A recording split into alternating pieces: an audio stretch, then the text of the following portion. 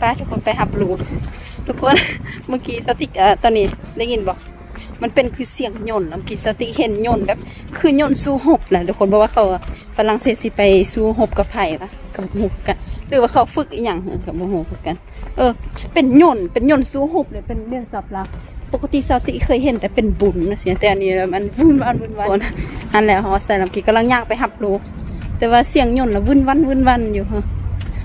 ทุกคนได้ยินบอกเป็นหมู่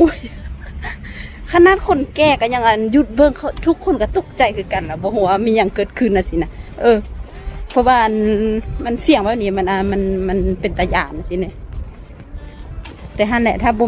มีสัญญาณก็สิบ่มีเฮ็ดหยังดอกซะทุกคนได้ยินบ่สติคิดว่าเขาน่าจะโอเคบ่ฮู้คือกันแต่ปกติอยู่แถวนี้อยู่ซังจงได้รู้แล้วก็สิมีเวลาฝึกก็สิเนี่ยบางทีน่าจะแม่นมื้อนี้ที่บ่ก็บ่ฮู้คือกันเพราะสติอยู่แต่ในบ้านแล้วบ่ได้ยินหยังแต่เป็นตาตกใจเมื่อกี้นี่เป็นหมู่ประมาณ7 ลำ เป็น7 ลำแบบมันขี่อยู่เทิงฟ้าจุ้ยๆทุกคนน่าจะได้ยินเสียงเนาะสติคิดว่าน่าจะซ้อมโชว์คือทุกปีตกใจมันเป็นบุญของทุกปีได้ทุกคนเพราะว่าปกติสติก็ได้เฮ็ดแน่เห็นบ่เบิ่งสิ2บ่เห็นถ้าเห็นลายก่อนสติเสียเห็ดคิดทุกคนเบิ่งแต่ทุกคนได้ยินเสียงบ่ฟืนฟาดเวินอยู่เป็นเสียงโยนหั่นแหละความจริงเขาจะซ้อมเพราะว่าตัวปกติทุกปีเขาจะซ้อมมันก็ได้ยินบ่วินวันอยู่ตกใจแม่นสติก็ตกใจแท้ทุกคนแบบนี้อยู่แต่ในบ้านแล้ววันนี้เราบ่ออกมาแล้วตกใจบ่ฮู้หยังเกิดขึ้นนะจ๊ะแต่บ่เป็นหยังเด้อยังมีคนแก่คนหนุ่มอยู่บางคนก็แล่นออกกำลังกายอยู่ก็สิบ่มีสงครามแท้ดอกตกใจเหมือนเมื่อกี้ตกใจแท้ว่าเมื่อกี้ก็เพราะว่าสติพอดีออกมาแล้วมันจิ้วไปเลยสิ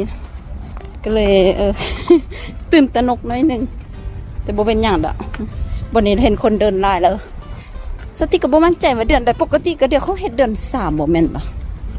หรือว่าเดือนเก่าหรือว่าเป็นว่ากองเดือนเก่าเดือน10เพราะปกติแล้วเดือน10นี่ก็สิมีฮอลิเดย์อีกเลยเด้มีมื้อพักแล้วได้2 อาทิตย์สติกก็สิวางแผนเอาลูกไปใส่หัวเพราะว่าถ้าสิอยู่บ้านก็ยันลูกสิเบื่อเพราะว่าซุมื้อนี้ลูกชายสติกก็ตั้งแต่ที่สติกบ่ลงทะเบียนให้ลูกอยู่บ้านเด็กลินศูนย์เด็กลินแล้วรู้สึกว่าลูกชายสติกแล้วต่อตานขึ้นหลายกว่าสิบ่ฮู้คือกันบางทีสติกลิ้นกับลูกบ่พอติบ่นี่อันใหม่ปีกายบ่ได้มีถ้ารถซุมื้อนี้มีอันรถทีมให้เช่าล่ะทุกบอนในอยู่นี่ก็มีคือกันบ่นี้เป็นอันทางหลังสติกล่ะเป็นโรงเรียนเก่าของ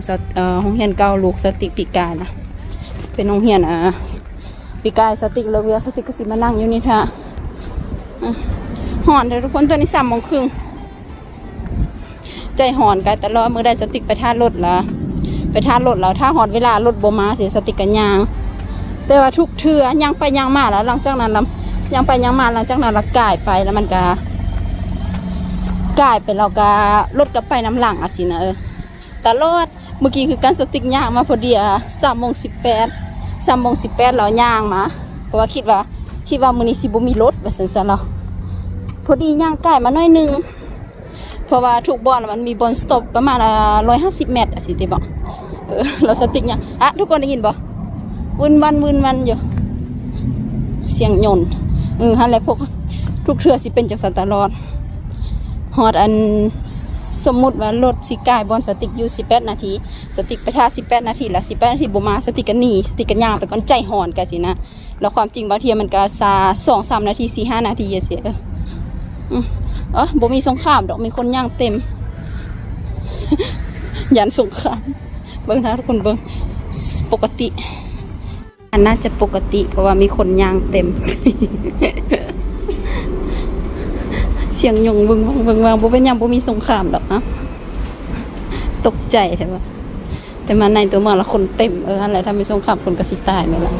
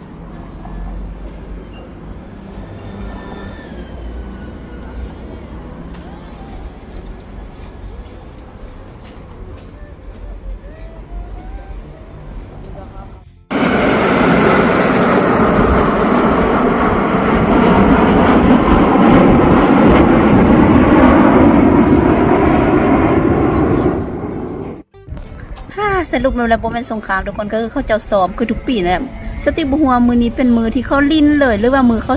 ซ้อมแสดงซื่อๆแต่ว่าคนหลายน่าจะแม่นมื้อนี้เพราะว่าปกติอยู่เมืองซังจองได้เลยแล้วมันสิมีทุกปีแล้วคือแล้วมันเป็นโชว์ของทหารของฝรั่งเศสที่โชว์ขี่ยนต์เบิ่งปกติมันสิมีสีธงชาติของฝรั่งเศสทุกคนเมื่อกี้เห็นบ่อยู่ก็คืออยู่ในคลิปวิดีโอสติเห็นนะมันเป็นถุงสีฟ้าแล้วก็สีแดงสีฟ้าสีแดงสีขาวสติจังบ่ตกใจแล้วอีกอย่างก็แม่นอยู่ถ้าเป็นทรง ตกใจสติก็ตกใจแต่ว่าเพราะว่าออกมาจากบ้านเราบ่เห็นหยังล่ะแล้วว่าออกมาแล้วเห็นเสียงยนต์ตึ้งเลยก็เลยตกใจแต่ว่าเวลามาในเมืองแล้วคนย่างวุ่นวันโอเคถ้านั้นก็ตายน้ำกัน เบิ่งมานั่งนี่มื้อนี้คือกำมื้อนี้ย่างมาสบายย่างมาสบายแล้วก็สบายแท้นี่แหละวิวเห็นบ่ทางนั้นคนนั่งบ่เห็นดอกนะมันมัวบ่ได้ยินเสียงปกติอันโซ่ตัวนี้มันสิเริ่ม3 โมงสติคิดว่าน่าได้ยินบ่เห็นบ่น่าจะบ่เห็นติบ่เนาะเห็นบ่เป็นคือหมดเนาะเป็นคือนกอินทรีแล้วจ้ะเนาะบ่เห็นก็หันแล้วเมื่อกี้สติเปิดประตูออกมาแล้วเห็นแล้วตกใจมัน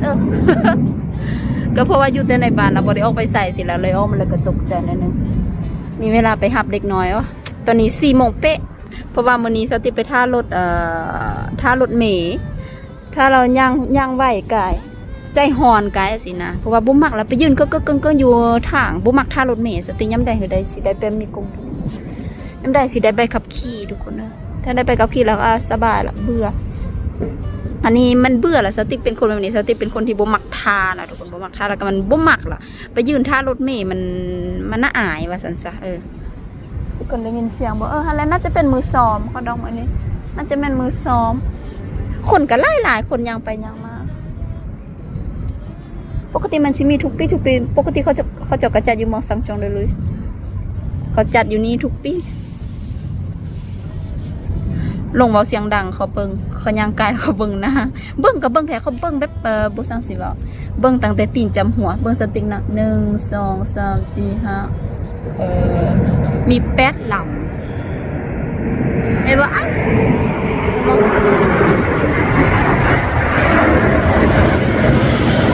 สิบ่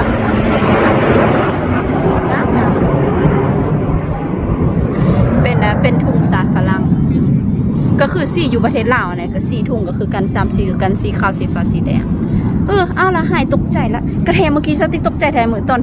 หักก็เริ่มคลิปวิดีโอละตกใจเหลียเพราะว่าออกมาปุ๊บละพอดีย่างข้ามขัวมาหอทางใหญ่ละเห็นได้ยินเสียงกระดังแดงแล้วก็เลยตกใจก็เลยมาคิดจบปกติอยู่เมืองซังจอนนึกเขาจะเฮ็ดอันนี้ตลอดทุกปีตอนนี้มั่นใจ 100% แล้วว่าเขาจะอันแข่งซื่อๆเขาจะอันนั้นซื่อๆซ้อมสติบ่ชื่อซื่อมันก็มีซื่อมันเว้ายากอีหยังเหรอแค่นี้หยังเหรอบ่ฮู้กันก็ซื่อเป็นทหารฝรั่งเศสสิเป็นเขาจะโชว์ทุกปีมันสิโชว์แบบนั้นสมพ่อกันยังว่ามีคนหลายว่าเมื่อกี้ที่สติตกใจน่าจะเป็นเสียงได้ยินบ่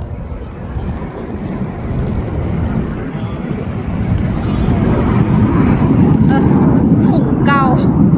ไปละ